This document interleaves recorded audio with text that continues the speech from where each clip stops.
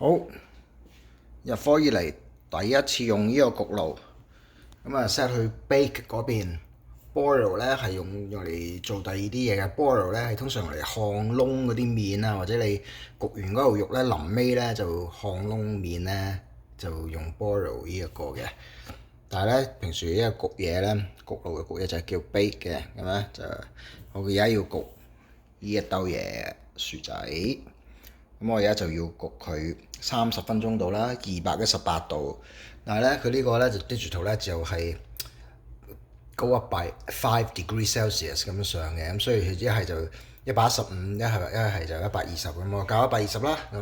咁同埋可以有燈着冇燈着，咁有燈着同冇燈着咧就係係嘛，着燈啦，着咗燈啊，梗係要着燈啦，着燈然之後就睇到煮緊咩色咁樣。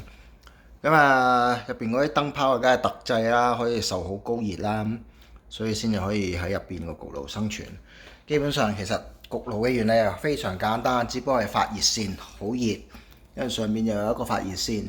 咁佢呢一隻咧好舊式嗰啲爐嚟嘅，後邊冇風扇嘅。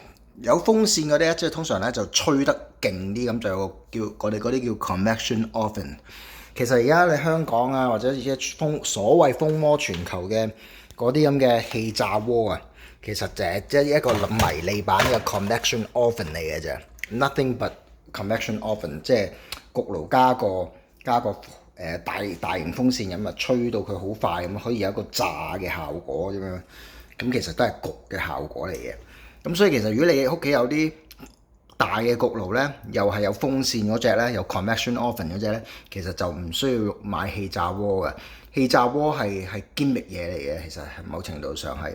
不過 anyway 就唔拗呢樣嘢啦。你香港嘅情況又唔同啦，外國人哋屋企大有呢啲咁嘅爐可以用大嘅焗爐啦。咁不過 anyway 我呢個唔係 convection oven，所以即係普通只係用嚟焗爐焗嘢嘅焗爐啦。好，咁焗半個鐘，校埋個 timer 先。咦？呢個係咪秒鐘定鐘數嚟嘅？唔係喎，似乎呢個校咗去鐘頭喎，焗爆佢啊！咁樣太多啦，好30分鐘啦，咁佢真係應該就會響啦。